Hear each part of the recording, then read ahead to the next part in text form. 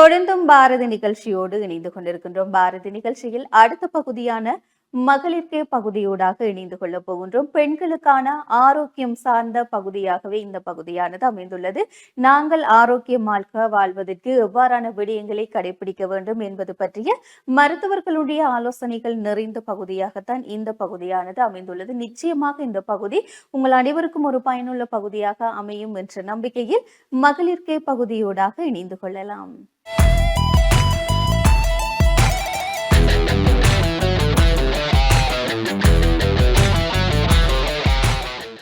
அனைவருக்கும் வணக்கம். நான் டாக்டர் நித்யபிரியா சிவராம், சிரேஷ்ட விரிவுரையாளர்.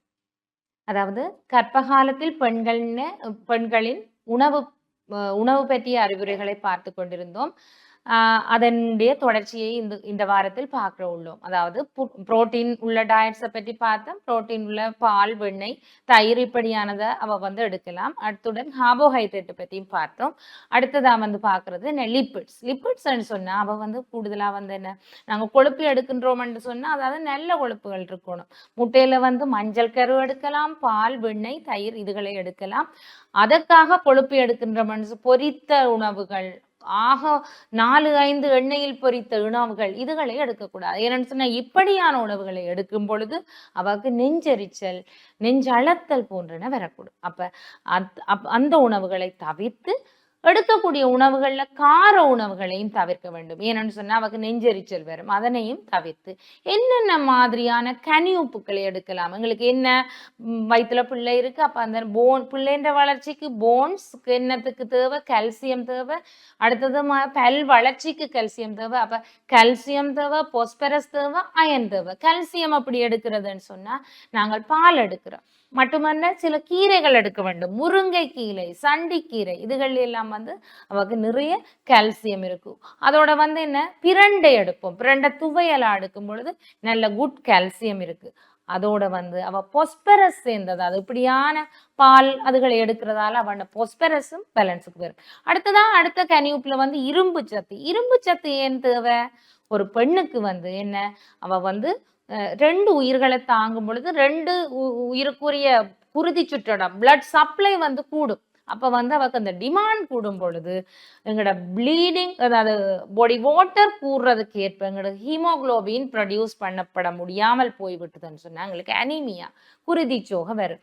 அதுலேயும் 2வது ட்ரைமெஸ்டர் கர்ப்பகாலத்தை முதல் 3 மாதத்தை ஃபர்ஸ்ட் ட்ரைமெஸ்டர் அடுத்த 3 மாசம் செகண்ட். அப்ப இந்த செகண்ட் ட்ரைமெஸ்டர்ல அவருக்கு இன்எவிட்டபிள் அயன் டெஃபிஷியன்சி அனீமியா அப்படின்னு சொன்னா தவிர்க்க முடியாத அயன் டெஃபிஷியன்சி அனீமியா வரும். அந்த நேரத்துல இரும்பு சத்துள்ள சாமான்கள் நிறைய எடுக்க வேண்டி வரும்.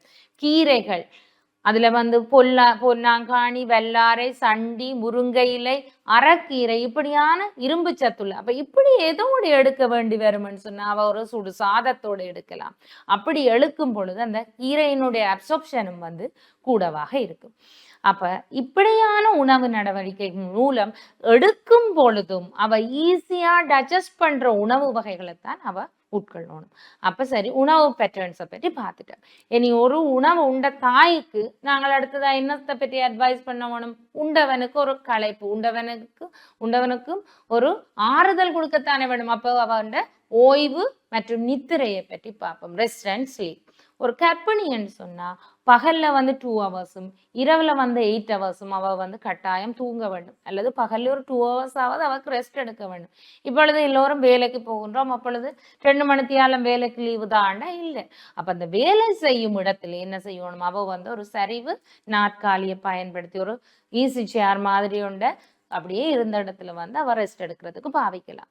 இரவு 8 ஹவர்ஸ் கட்டாயம் தூங்க வேண்டும். ஏன்னு சொன்னா அவ எதிர்காலத்துல வரப்போற சைல்ட் பேர்த்தை பற்றி, பிள்ளைக்கு எப்படி பால் கொடுக்கறது அதுகளை பற்றி திங்க் பண்றதால அவக்கு சைக்காலஜிக்கலியா அவக்கு பிரச்சனை இருக்கும். அப்ப அவக்கு தூக்கம் வராது. அப்படியான தூக்கத்தை ஏற்படுத்தணும்னு சொன்னா என்ன, நைட்டுக்கு போகும் பொழுது அவருக்கு சில கதை புத்தகங்கள்னு சொன்னா என்னன்னு சொல்லலாம், அதாவது முதல் காலங்கள்ல தெய்வீக கதைகள், ஏதாவது மனசை சந்தோஷப்படுத்தக்கூடிய கதை புத்தகங்கள் வாசிப்பதன் மூலம் அவக்கு நித்திரையை தூண்டலாம். இரவு ஒரு கப் டம்ளர் பால் குடிக்கும் பொழுது அவக்கு நித்திரை வரும். இப்படியானது மூலம் அவன் நித்திரை சமப்படும். அப்போ உண்டு ரெஸ்ட் அண்ட் ஸ்லீப்பை பற்றி சொல்லிட்டோம். அடுத்ததா அவன் உடற்பயிற்சியை பற்றி பார்ப்போம். அதாவது பிரெக்னெண்டா இருக்கிறோம், உடற்பயிற்சி கட்டாயம். உடற்பயிற்சி என்றைக்கு ஸ்டர்னுவஸ் எக்ஸசைஸ் செய்யக்கூடாது. அன்றாடம் எங்களுடைய ஹவுஸ் ஹோல்ட் ஒர்க்ஸே வந்து ஒரு உடற்பயிற்சி தான். ஏன் உடற்பயிற்சி செய்ய வேண்டுமெண்டா, கருப்பை தசைகள், வயிற்றறை தசைகள் கட்டாயம் என்ன நன்கு சுருங்கி விரிய வேண்டும். அப்பொழுதுதான் ஒரு குழந்தை வந்து டெலிவரியின் பொழுது ஈஸியாக வந்து வெளியேறும். அப்ப நார்மலா வீடு கூட்டுறோம், ஓகே.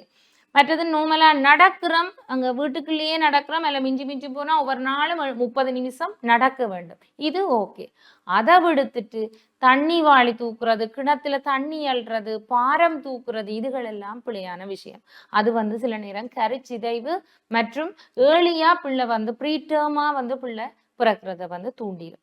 அப்ப சாதாரணமான ஹவுஸ் ஹோல்ட் ஒர்க்ஸ் பிளஸ் என்ன, அதாவது நடைப்பயிற்சியைத்தான் நாங்கள் சொல்லுவோம். அப்படி இல்லாட்டில் அவக்கு என்ன செய்யும், நாங்கள் கூடுதலாக கொடுத்தோம்னு சொன்னா நாரி வலியிலிருந்து கூடுதலாக ஸ்டெர்னோசேக்க வந்து பேக்கேக் ஏற்கனவே இருக்கும், பேக்கேக் கூடும், சம்டைம் கரிச்சிதைவு அப்படி வந்துடும். அடுத்ததாக வந்து இப்படி பார்த்தபோது அடுத்த அட்வைஸ் என்னன்னு சொன்னா மலச்சிக்கல் சம்பந்தமான அறிவுரைகள்.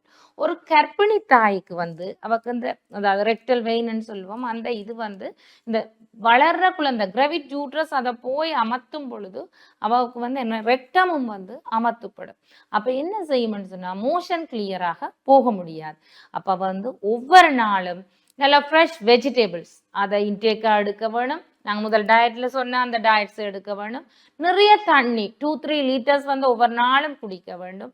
அதாவது ரெகுலர் இன்டேக் ஆஃப் டயட், அதாவது ஸ்கிப் பண்ணி உணவு எடுக்காம ஒரு நாளைக்கு ஒரு தாய் வந்து இப்போ நாங்கள் எடுக்கிற டயட்டை வந்து பிரித்து எடுக்கலாம். ஒரு 3 நேர உணவை வந்து ஸ்கிப் பண்ணி இந்த பிரித்து ஒரு 5 நேர டயட்டா ரெகுலர் இன்டேக் ஆஃப் டயட் எடுக்கிறதன் மூலமும், மற்றது ஒரு கப் பால், காலமே ஒரு கப் பால், இரவு ஒரு கப் பால் எடுக்கிறதன் மூலமும், அடுத்ததாக வந்து நல்ல நார்ச்சத்துள்ள கீரைகள் எடுப்பதன் மூலமும் இவண்ட மலச்சிக்கல் சம்பந்தமான பிரச்சனைகளை வந்து குறைக்க முடியும். நன்றி.